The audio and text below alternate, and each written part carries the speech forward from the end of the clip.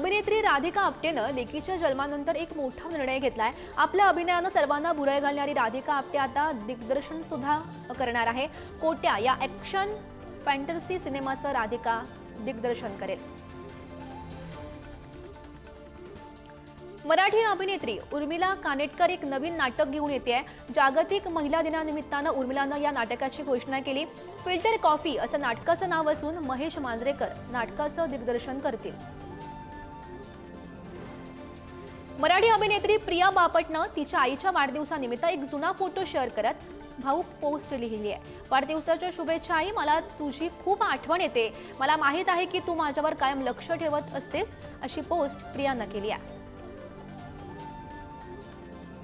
आज महिला दिन आणि त्यानिमित्तानं सलील कुलकर्णी यांनी ही पोस्ट लिहिलेली आहे आणि सलील कुलकर्णी यांनी पोस्टवर अनेक चाहत्यांनी सुद्धा प्रतिक्रिया दिल्यात। त्यांच्या पोस्ट बरोबरच शुभंकरनं सादर केलेल्या गाण्याचं कौतुकही केलं जात आहे। सलील कुलकर्णींची ही पोस्ट सोशल मीडियावर चांगलीच चर्चेत आली आहे। और लहू से सना किरणों अभिनेत्री प्रियांका चोप्रा हिनं अमेरिकेमध्ये बसून भारतात कोट्यवधी रुपयांची डील केली। मुंबईतील ओबेरॉय स्काय गार्डनमध्ये असलेल्या तिच्या 4 आलिशान फ्लॅटची प्रियांकानं विक्री केली आहे। यातून तिला 16 कोटींपेक्षा जास्त रक्कम मिळाल्याचं समजतंय।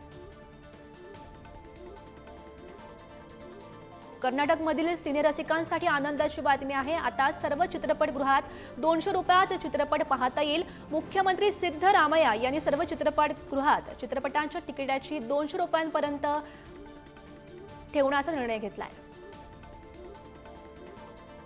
यंदाची उन्हाळ्याची सुट्टी अधिक धमाकेदार करण्यासाठी 16 मे रोजी मापुसकर ब्रदर्सचा एप्रिल मे 99 प्रेक्षकांच्या भेटीला येतोय। तत्पूर्वी या चित्रपटाचा जबरदस्त टीझर प्रेक्षकांच्या भेटीला आलाय। अभिनेता रितेश देशमुख यांनी आपल्या सोशल मीडियावरून हा टीझर प्रदर्शित केलाय। 25व्या आयफा पुरस्कार सोहळ्यामध्ये अभिनेता शाहरुख खानसाठी हॉटेलचा संपूर्ण मजला बंद राहणार आहे। शाहरुखच्या सुरक्षेसाठी हा निर्णय घेण्यात आलाय। राजस्थानच्या जयपूरमध्ये 8 आणि 9 मार्च रोजी हा सोहळा पार पडेल।